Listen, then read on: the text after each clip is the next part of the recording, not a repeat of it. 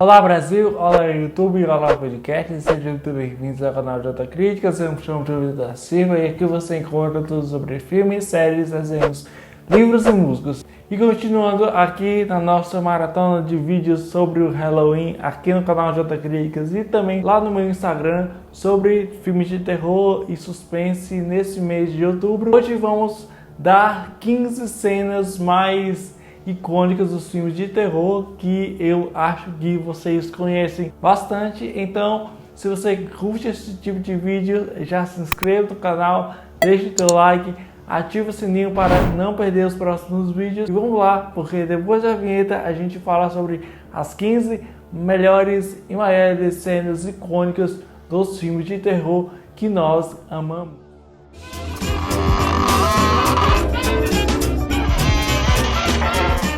Vamos lá com as nossas regras. Eu, na verdade, separei apenas duas regras aqui que são essenciais, que eu levei em conta quando eu estava procurando as cenas icônicas dos filmes de terror.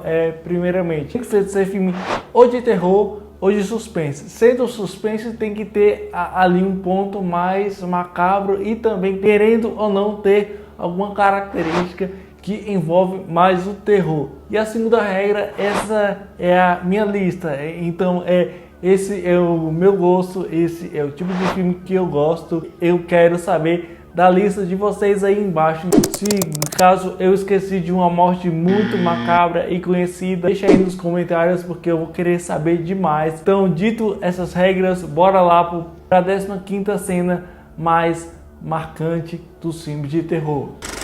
E já que a gente tá no meio de Halloween, nada melhor do que falar sobre esse soft reboot de 2018 de Halloween, né, que é chamado como Halloween de 2018, né, que é um filme terror, slasher e suspense de 2018, dirigido por David Gordon Green e assinado pelo roteiro por Danny McBride. A cena que eu escolhi aqui foi uma das primeiras cenas ali do filme, né? Na verdade é bem ali no meio do primeiro ato, que é um massacre que acontece ali com dois jornalistas que Michael Myers ele acaba matando-os, né?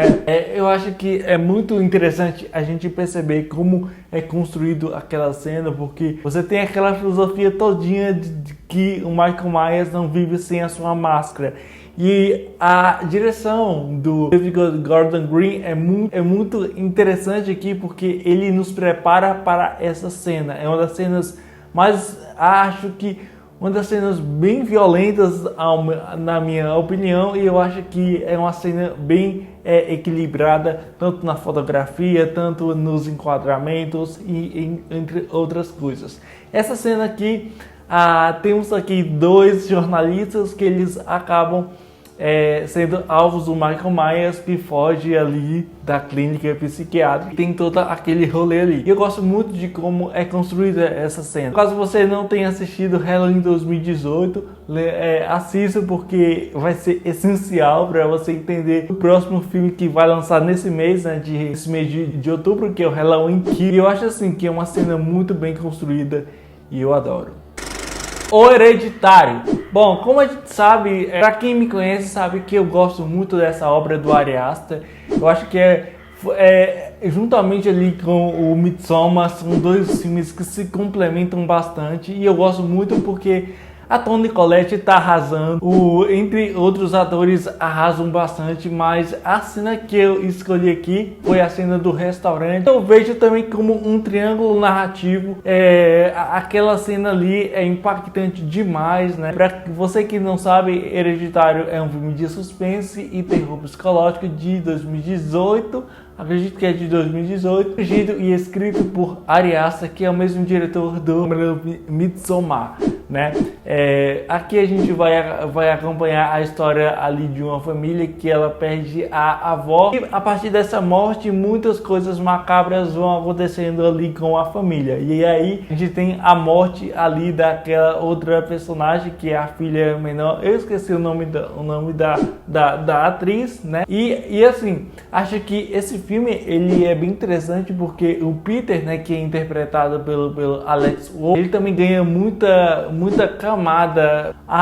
principalmente no segundo ato. Eu acho que a questão da mãe, e tem sempre aquela discussão que a neta ela era muito próxima à avó dela, e o filme ele trabalha muitas dessas camadas, e a cena que eu escolhi aqui é exatamente essa cena que acho que é a cena icônica aqui desse filme, que é aquela cena do restaurante, todas aquelas coisas que vão acontecendo. Eu poderia escolher, por exemplo, a cena que o Alex Wolff, ele tá lá, é lá no terceiro ato, mas eu acho que eu gosto muito dessa cena do restaurante. Caso você não tenha assistido ainda Hereditário, você tem que dar uma pesquisada. Ele estava na Amazon Prime Video, mas tiraram do catálogo e infelizmente você tem que dar uma pesquisada aí.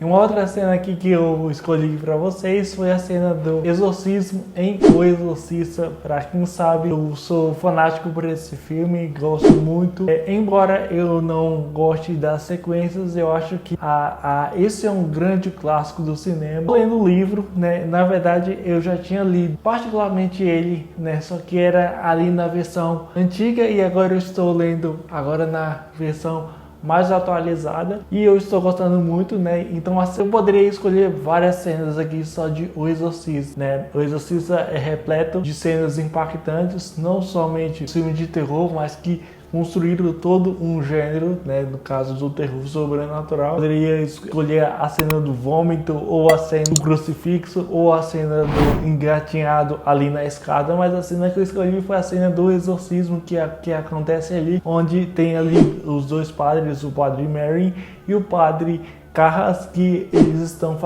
estão tentando fazer o exorcismo ali. A gente tem toda aquela imagem grotesca com aquela fotografia horrível, né, que transmite sim uma sensação é uma sensação muito estranha. Então eu gosto muito de como é construído essa cena, e essa cena do exorcismo para mim me marcou muito, e eu acho que para quem ainda não assistiu O Exorcista, assista e confere aí. O filme estava disponível no YouTube, mas eles tiraram, e caso você queira assistir, vocês vão ter que dar uma garimpada aí na internet para vocês realmente assistirem esse grande clássico de William Friedkin e William Peter Blatty.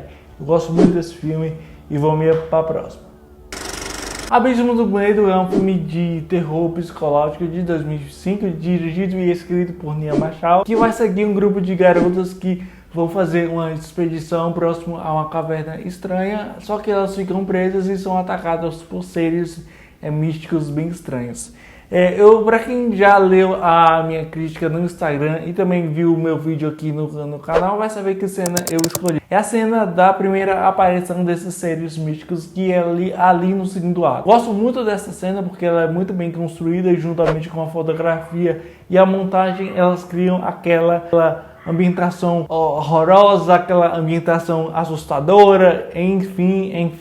Eu gosto muito de como a direção ela capta muito bem isso. Muito aquela questão da personagem principal, a protagonista, que ela vê essa criatura pela primeira vez, e nenhuma das meninas acredita que ela estava falando realmente a verdade, até porque ela estava passando por um trauma, por uma coisa quem viu a minha crítica vai saber o que aconteceu com ela. E isso é muito a favor da direção do Nia Marshall, que é uma cena muito bem construída, muito bem dirigida, e o roteiro também ajuda bastante. Então assista Abismo do Medo, ele está disponível no catálogo da Amazon Prime Video, mas no título original para vocês poderem assistir. E seguindo aqui a nossa lista, vamos falar sobre o final de O Massacre da Serra Elétrica, que é um filme de terror slasher e suspense, considerado por um dos primeiros precursores do terror slasher, né, que é um filme de 1974, dirigido por Top Roper e escrito e produzido por Kim Henkel e Top Roper também, né. Aqui a história é o primeiro filme da saga Massacre da Serra Elétrica, e assim, eu não vou enrolar aqui, até porque, né, que quem tiver interesse, assista lá o filme.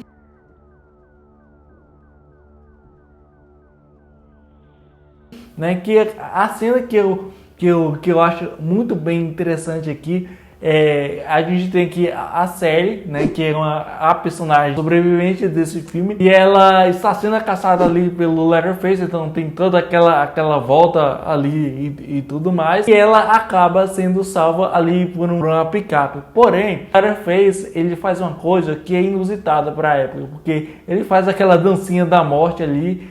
Isso é muito do que o Gunnar Hansen, né, que é quem interpretou o Leatherface naquele filme, ele queria trazer para o personagem. É uma cena muito engraçada, chocante e pesada. Eu gosto muito desse fechamento do filme. Apesar que a franquia tem filmes bem ruins, eu sinceramente gosto muito dessa saga. O Massacre da Serra Elétrica está disponível no YouTube dublado, então caso você queira assistir, dá uma conferida aí no YouTube. Eu vou deixar o link na descrição para vocês assistirem. Então bora lá para a próxima cena icônica dos filmes de terror. Muito bem, você sabe também que além do terror slasher e também do terror sobrenatural, de terror que eu gosto é aqueles terror mais macabro, né? Que ficou muito popularizado ali com Jogos Mortais, que é exatamente essa cena aqui que eu escolhi, que é a grande reviravolta de Jogos Mortais. Eu adoro essa franquia, né? Eu já assisti todos os filmes, acredito que falta um para assistir, que é aquele do...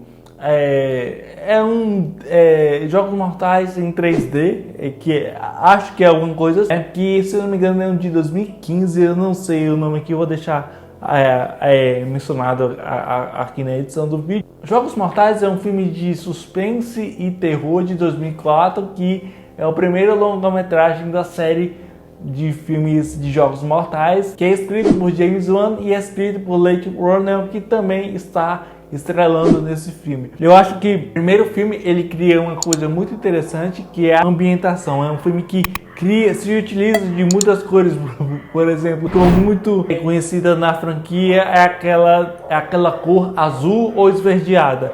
E o grande plot twist é que tem um corpo ali. Eles exatamente não sabem por que aquele corpo está ali. E aí você tem aquela reviravolta. Eu não vou falar aqui, até porque tem gente que nunca assistiu os filmes. Mas assim, o que eu posso adiantar para vocês é que a reviravolta é algo para você saltar da cadeira. Tipo assim. Esse filme eu gosto muito. Esse é um exemplo perfeito de como você pode melhorar um filme original. Que eu estou falando aqui da abertura de It, a Coisa, que é um filme de terror e suspense de 2017, que é baseado no romance de It, a Coisa, do nosso querido Stephen King, né, que foi lançado ali em 1986. Eu já quero deixar bem claro que eu gosto particularmente do filme de 97, não sei, 91, me corrija se eu estiver errado aqui, né? Eu gosto muito porque o Tim Curry, eu acho que ele é um personagem até icônico, mas o que Bill Skarsgård fez ali no seu personagem título do Pennywise é algo impressionante. Aqui essa cena a gente vai acompanhar o George, que ele quer passear com o seu barquinho ali de papel que o seu irmão fez. Só que o seu irmão, ele mente ali dizendo que ele estava gripado e tudo mais, não podia ficar na chuva. E a gente tem aquela cena icônica de quando o George pede o seu barquinho que é levado pela água, ali para as redondezas ali do esgoto. O Pennywise, a primeira vez que vimos ali o nosso Pennywise, e é uma cena chocante, né? Porque assim, o Pennywise, ele tem todo aquele diálogozinho ali e tal. Funcionou nesse filme. Ele tentou fazer esse mesmo diálogo ali no segundo filme. Funcionou, mas eu achei muito caricato, mas eu gosto muito de como é construído também essa cena. A montagem dessa cena em específico é muito interessante, né? Não é nada demais, mas eu acho que o simples também pode impactar bastante. Então, It, a Coisa está disponível no catálogo da Netflix, então dá um play lá e assiste porque é um filmaço. Um outro filme que me indicaram há um tempo atrás foi O Chamado, que na verdade eu tinha assistido o primeiro filme que foi de 99, que é uma produção japonesa muito boa, né? E muita gente me indicava o filme americano, que eu confesso, eu gostei bastante.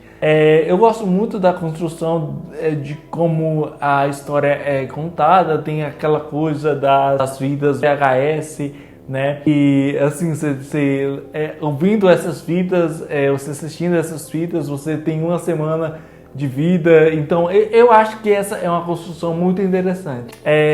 E a cena que eu escolhi para vocês é a cena icônica ali da Samara ultrapassando a tela, né, da TV. É lá no final do filme, e eu acho que até isso acontecer, acontece muita coisa, né? A gente vai acompanhar aqui uma jornalista, não sei se ela é um jornalista ou ela é uma detetive, né, que depois que a sua sobrinha morre, né, ela tá querendo buscar algumas respostas, e até que isso aconteça, aí você tem muita reviravolta ali. Eu gosto muito desse filme, eu acho que é um filme muito interessante, pouca gente gosta, mas eu a princípio adoro. No caso do primeiro filme, não vi os outros filmes, e por incrível que pareça, esse filme está disponível no YouTube, porém ele está disponível em partes, então eu vou deixar o link aqui na descrição também para vocês assistirem as partes e tal. Tá dublado, no caso alguém queira legendado, vocês vão ter que dar uma busca aí. E siga aí com as nossas listas. E antes de continuar com a próxima lista, não se esqueça de deixar o seu like, se inscrever no canal, ativar o sininho, comenta aqui muito para o YouTube entender que você gosta dos nossos conteúdos para o YouTube, e compartilhando com outras pessoas, e isso vai me ajudar muito no meu trabalho. Então vamos lá para a próxima cena icônica dos filmes de terror aqui no canal José Críticas.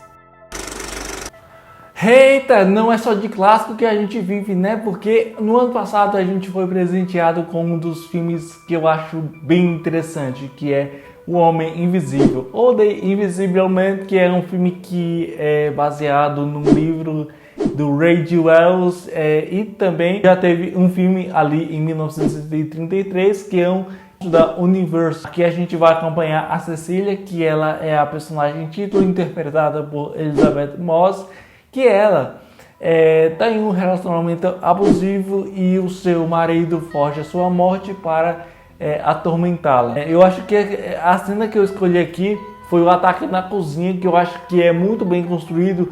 O Leighton Wardell, que também é responsável aí por franquias como Jogos Mortais e entre outros filmes, ele gosta bastante de usar planos longos, principalmente aqueles planos mais abertos. Ele também utiliza muita produção, na pós-produção ele se utiliza muito de efeitos visuais. E aqui ele se utiliza muito da perspectiva da sua protagonista. Cecília, ela tem essas coisas, então na nossa mente a gente não sabe se é coisa da cabeça dela ou se realmente ela está falando a verdade. Eu tive essa sensação no filme. E é exatamente isso que o Leighton Wardell, ele quer que a personagem, ela tá falando a verdade, porém pouco acredita nela. Por quê? Porque a sociedade é assim mesmo, tem muita coisa ainda. É um filme que se discute muito sobre o feminicídio e os relacionamentos abusivos. E assim, foi uma surpresa enorme. Eu gosto muito desse filme, muito competente, e para mim é um clássico contemporâneo dos anos atuais. E você tem que assistir. Esse filme está disponível, ele até pouco tempo estava disponível no catálogo do Telecine Play. Se você tem Telecine Play, dê aí uma buscada, mas você também pode encontrar fácil em algumas plataformas digitais aí. Bom, nem sempre a gente fala de terror de uma forma mais equilibrada aqui, porque hoje a gente, nessa lista também tá um filme aqui que eu já falei dele aqui no canal, é Christine, o Carro Assassino, ou Christine de John Carpenter, que é um filme de terror e suspense de 1983, que é dirigido por John Carpenter, baseado no romance de mesmo nome de Stephen King. Eu gosto muito desse filme, eu acho que a construção dele é bem interessante, mas a cena que eu acho icônica é a cena do autoconcerto da Christine. É uma cena em que a gente percebe que o personagem do Arnie Cornigan, né, que é interpretado pelo Keith Gordon, ele é deslocado porque ele ganha muita importância, né, aos poucos. Ele é aquele personagem nerd, calado e tal, e quando ele compra esse carro, o carro realmente toma toda a sua perspectiva, toda a sua magistrade, toda a pessoa realmente. Ele começa a ser ignorante, ele começa a mudar o seu humor,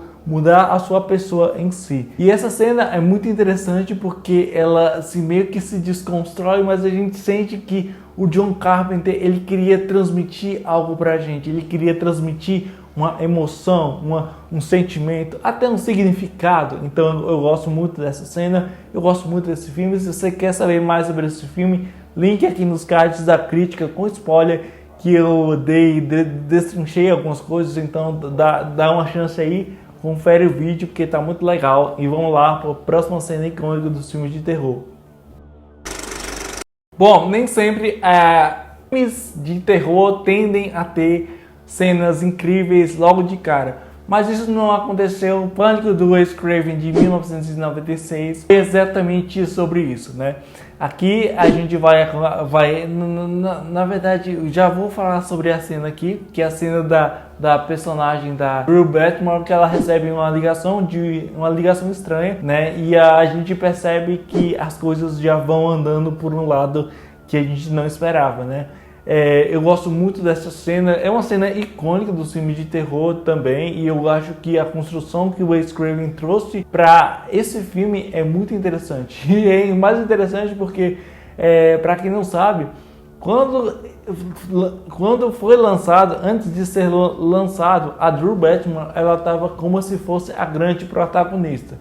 E a gente foi tapeado, porque a grande protagonista desse filme aqui não é a Drew Barrymore, e sim a Sidney Driscoll, né, que é a personagem do filme. E acho que assim, é um grande plot twist nos filmes de terror de slasher. Eu acho isso impressionante demais. O terror psicológico ou pós-terror, esse termo que você já sabe que eu não adoro em nada, trouxe muitas reviravoltas, principalmente em Corra ali do Jordan Peele. Mas o que eu vou trazer aqui é a cena do ataque domiciliar ali no segundo ato de Nós, que é um filme estadunidense de 2019 de terror psicológico ou pós-terror, que na verdade é um terror psicológico e uma ficção científica dirigido e escrito por Jordan Peele. Adelaide e Gabe levam a família para passar um fim de semana na praia para descansar. Eles começam a aproveitar um ensolarado local, mas a chegada de um grupo misterioso muda tudo e a família se torna reféns de seres que são igualmente parecidos com ele. Eu acho que a construção de todas as cenas desse filme é bem interessante, mas nada se compara àquela cena do ataque da família branca, a família da Elizabeth Moss, que inclusive falei que era Elizabeth Moss para um monte de gente, e um monte de gente na época Não, é Elizabeth Moss, né? E é a Elizabeth Moss, eu provei, que ela é atacada pela outra família que são os clones deles, e assim, é uma cena muito interessante porque a personagem da Elizabeth Moss, ela é a única sobrevivente desse ataque. E aí ela tenta um resgate ali do virtual, porque assim, naquela cena tava tocando uma música que era, se eu não me engano, era Good Vibrations acho que é Backstreet Boys. E aí ela tenta chame a polícia, e na verdade toca uma música que é Fuck the Police. Então o Jordan Peele, ele cria isso de maneira bem sutil e ele quer transmitir uma crítica social, sabe? Então, eu gosto muito desse filme. O filme nosso está disponível no catálogo da Netflix, então assista porque é um filmaço. Eu amo o Jordan Peele, sério, cara, eu acho esse homem incrível. Esse filme me marcou muito, que é o Bebê de Rosemary, que sequências de sonhos, eles tendem a ser levados pro clichê e estereotipando várias coisas. Porém, nada disso se compara ao sonho onde a Rosemary, que é a personagem da Mia Farrow, ela é estrupada por ninguém menos do que o próprio diabo. Eu gosto muito desse filme, já assisti várias vezes. Muita gente me pede um super crítica da semana. Um dia vai ter, mas não por agora. Esse é um dos meus preferidos de terror e eu não tenho emocional ainda para falar sobre esse filme. O maravilhoso dessa sequência é que ela é construída a partir do modo surrealista, do modo de você se conectar com outros mundos e tal, né? Eu gosto muito de como a história é levada desde a chegada do casal até a morte daquela outra personagem, há também a importunação dos vizinhos, a questão do satanismo versus o cristianismo e diversas outras críticas. É um filme que eu gosto muito, e se você quer assistir Baby Rosemary de 1968, dirigido e escrito por Roman Polanski, esse filme está disponível no catálogo da Amazon Prime Video. É um filmaço, e dá um play lá porque vale muito a pena. Por último aqui, a gente vai falar sobre a transformação do lobisomem em um lobisomem americano em Londres, né? Esse é um filme que é um filme anglo-britânico de 1981, e se eu não me engano foi um dos 3 filmes lançados naquele, né? Que ele é um filme de horror e humor negro, escrito e dirigido por John Landis, né?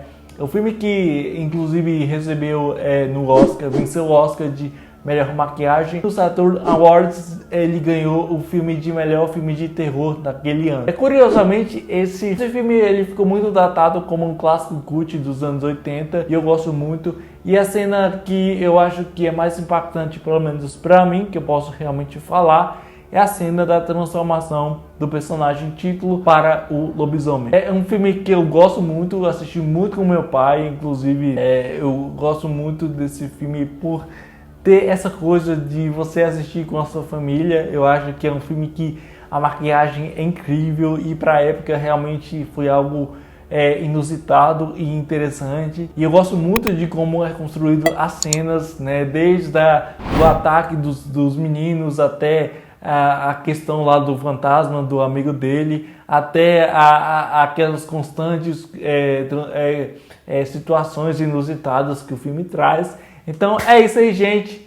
Então se você gostou desse vídeo, deixa seu like, inscreva-se no canal, ativa o sininho, comenta aqui qual outra cena icônica do filme de terror que eu esqueci. Então se você gostou desse vídeo, deixa seu like, inscreva-se no canal, ativa o sininho e compartilhe esse vídeo com aquele seu amigo ou sua amiga que gosta de filmes de terror e quer assistir alguns filmes de terror e suspense nesse Halloween. Então se você gostou, então é isso aí. Então muito obrigado, até a próxima, Jota Críticas, valeu e tamo junto.